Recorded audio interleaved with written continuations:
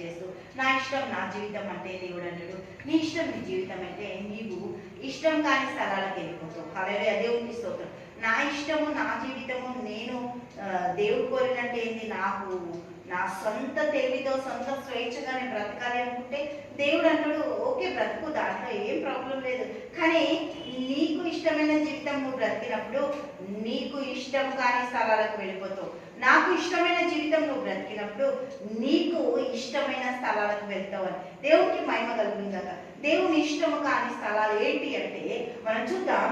దృశ్యలా వినకుండా కలెక్షన్ పెళ్లి చేసుకొని నరక యాతన అనుభవించింది. హల్లెలూయా, దేవునికి మహిమ కలుగుతుందాక. చూద్దాం లూకా సువార్త 16వ అధ్యాయము 19వ వచనం. ధనవంతుడు ఒకడు ఉండెను, అతడు ఊదా రంగు బట్టలను సన్నపు నార వస్త్రములు ధరించుకొని ప్రతి దినము బహుగా సుఖపడుచున్నాడు. లాజరును ఒక దారిద్రుడు వాడు కురుపులతో నిండిన వాడై ధనవంతుని ఇంటి వాకిట పడి ఉంది. అతని బల్ల మీద నుండి పడు రొట్టె ముక్కలతో ఆకలి తీర్చుకొనగోరెను. అంతేకాక కుక్కలు వచ్చి వారి కురుపులను నాకి. ఆ దరిద్రుడు చనిపోయి దేవదూతల చేత అబ్రాము రొమ్మున ఆనుకొనుటకు కొనిపోబడెను. ధనవంతుడు కూడా చనిపోయి పాతి పెట్టబడెను.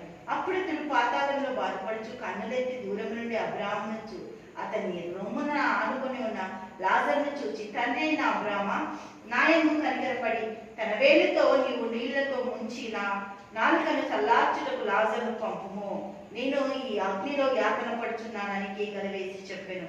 అందుకు అబ్రాము, కుమారుడా, నీవు నీ జీవితం అందు నీకు ఇష్టమైనట్లు సుఖం అనుభవించింది, అలాగనే లాజరు కష్టం అనుభవించిందని జ్ఞాపకం చేసుకును. ఇప్పుడైతే వాడు ఇక్కడ నెమ్మది పొందుతున్నాడు, నీవు యాతన పెట్టబడుచున్నావు. దేవునికి ఇష్టమైన స్థలంలో, దేవునికి ఇష్టమైన మార్గంలో ఈ యొక్క లాజరు బ్రతికిన జీవితము ఎంతో చక్కగా. హల్లెలూయా, దేవునికి స్తోత్రం. ఆ ఒక ధనవంతుడు వేసే రొట్టె ముక్కను తీసుకుంటూ, దేవా ఈ ఇచ్చిన రొట్టె ముక్క బట్టి నీకు వందనాలు, నువ్వు ఇచ్చిన నాకు ఈ కురుపులైనా పర్వాలేదు, కానీ నేను పరలోకం చేస్తా, పరలోకపు రాజ్యము నాది అని భూమి మీద విశ్వసించి నమ్మి అబ్రాము రొమ్మున ఆనుకోబడ్డాడు. దేవునితో కొనిపోయింది. అదే ధనవంతుడు పాతాళంలోనికి వెళ్ళి యాతన పెట్టబడుతుంది. ఎందుకు? ధనము నమ్ముకున్నాడు ధనవంతుడు, దేవుణ్ణి నమ్ముకున్నాడు లాజరు. దేవుడికి మహిమ కలుగుతాక. లాజరు జీవితంలో దేవుడు చేసిన ఆశ్చర్య క్రియలను దేవుడు ఎంత చక్కగా హల్లెలూయా లాజర్ని అబ్రాముతో కనెక్ట్ చేసిండు. కానీ ధనవంతుడు పాతాళంకి కనెక్ట్ అయ్యింది.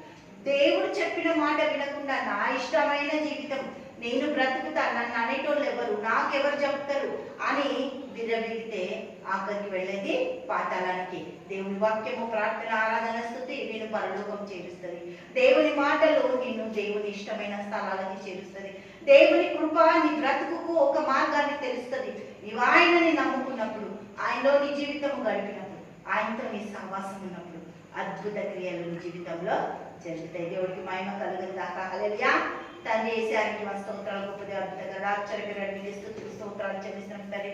అన్ని రంగాలని బిడ్డలను ఆశీర్వదించి దీవించి నీ సహాయత తెచ్చి కృపను అనుగ్రహించి నీ ప్రేమ ఐక్యత సంతోషంతో నింపుతున్నందుకు వందనాలు స్తోత్రాలు చెల్లిస్తూ యేసుక్రీస్తు నామములో ప్రార్థిస్తున్నాము తండ్రి.